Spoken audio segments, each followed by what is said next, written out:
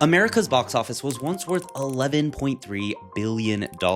Last year, it fell to $8.7 billion, and that's not a temporary pandemic dip. Americans bought over 500 million fewer tickets in 2024 compared to a decade earlier. Theaters are emptier, audiences are older, and the must-see-it opening weekend culture has just evaporated. Hollywood is taking it on the chin. There's been a lot of negativity about the box office. This was the worst first quarter for the box office in 25 years? Production in Los Angeles, which is the city that literally built the modern entertainment economy, dropped 22% in early 2025. Compared to peak production in 2022, filming volume is down nearly 40%, and LA's entertainment workforce has shrunk by more than 40,000 jobs in just a few years, dropping from 142,000 to roughly 100,000. These aren't small corrections. These are structural breaks, and the shock here is not just one problem, it's basically 10. Hollywood is facing rising costs, shrinking revenue, shifting audiences, global competition, worker unrest, and a tech revolution all at once. The industry has survived a lot: wars, recessions, new formats, but this time the threat seems to be coming from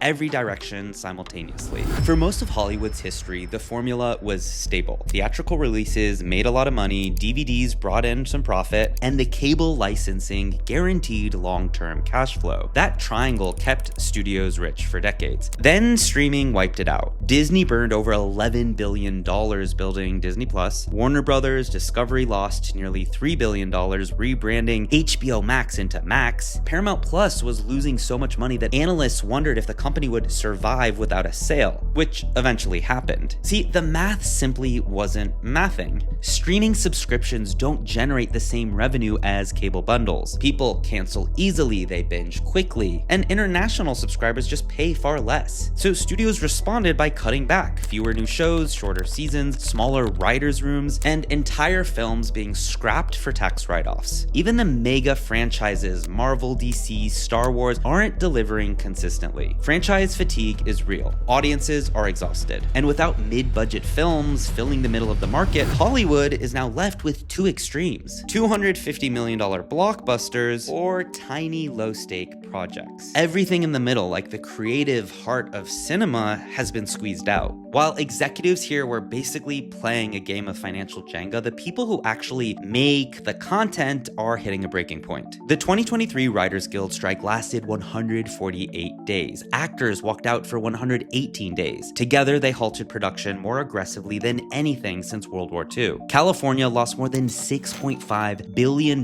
in economic activity. But behind that number, there are real people. Most writers don't live in luxury homes. Most actors don't make insane money. And most crew members, like the carpenters, gaffers, set builders, drivers, caterers, are living day-to-day jobs and paycheck to paycheck. When production shuts, they're instantly vulnerable. So writers were fighting because streaming eliminated reruns, and that meant that shows that once paid residuals for years now paid almost nothing. Actors were fighting because studios were experimenting with AI scans. A background actor could be scanned once and potentially be used forever without further compensation. And for many of these people on strike, this wasn't about doing a creative debate here. This was a matter of economic survival. By the end of it, thousands of workers had left the industry entirely. Some went to tech, some went to real estate, some left California, and that brain drain won't be easy to reverse. But when the strikes finally settled, another disruption grew even louder: AI. Hollywood has always adopted new technologies: CGI, digital editing, green screens, but AI is different because it doesn't just enhance the process, it can replace the process. Studios are already testing AI-generated extras, AI-written scene drafts, AI upscaled backgrounds, AI voice clones for dubbing, digital doubles for stunts, automated editing tools. Voice actors have found near-perfect replicas of their voices online. Writers are seeing AI models trained on decades worth of screenplays, oftentimes without the writer's consent. Even editors worry specialized skills could be automated. So if a studio can generate a crowd of 10,000 soldiers with a few clicks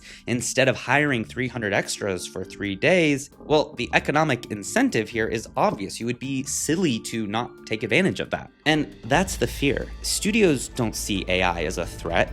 They see it as a cost-saving miracle, one that they may even need more than ever right now. So the question isn't, will AI reshape Hollywood? It's how much of Hollywood will be left for humans to do. See, for decades, Hollywood was the gravitational center of global culture, but that era is over. I mean, the biggest Netflix show of all time, Korean. One of the most watched films in the world right now, Chinese. Some of the most viral series, Spanish thrillers, Japanese anime, Turkish dramas. India broke its own box office record with a film that barely registered in the US. And meanwhile, Hollywood's biggest franchises are struggling to get the same excitement that they once got. The globalization of entertainment is not new here, but the speed is. And streaming has eliminated borders because the algorithm doesn't care where a show is made, it cares that people are watching it. And international productions are cheaper and often more innovative because they're not chasing billion-dollar expectations. And it's just naturally, usually more expensive to film in the US, or especially in California. The industry used to have a healthy ecosystem. Indie films, mid-budget films, blockbusters, and that balance created room for experimentation and talent development. But now that ecosystem is broken. Studios greenlight less films, independent financing is drying up, and the risk tolerance is at an all-time low. See, if a project doesn't come with brand recognition, a built-in fan base, or a massive merchandise machine behind it, executives hesitate.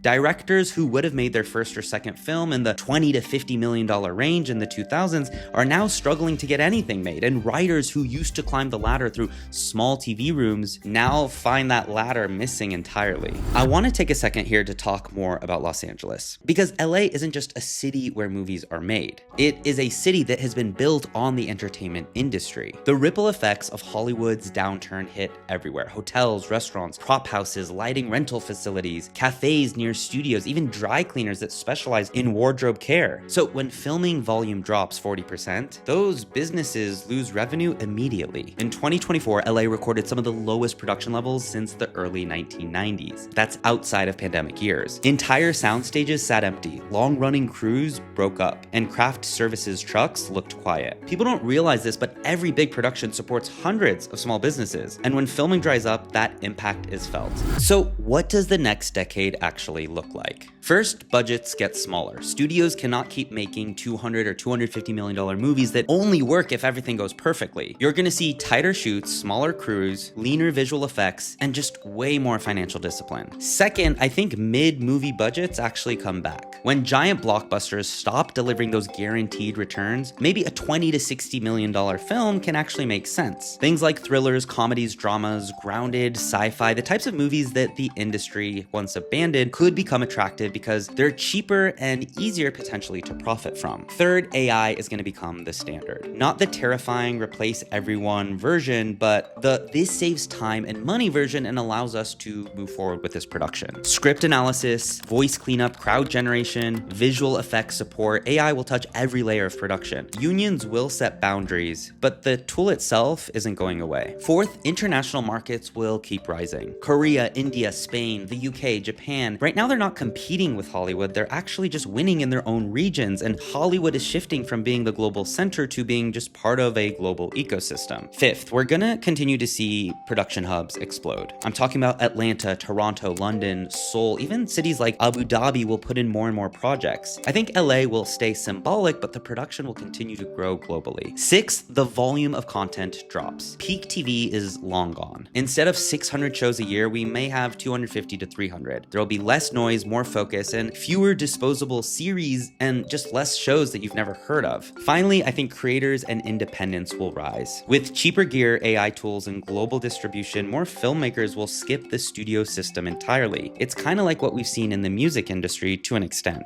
So the next breakout director or actor could come, and probably is coming, from TikTok or YouTube, not the traditional Hollywood film. I'm curious to know, what do you think? Do you think Hollywood will be able to come out of the other side after all of this happens? And what does the future of it look like? Let me know in the comments, and while you're at it, make sure you subscribe to this channel so you don't miss more explainers like this one.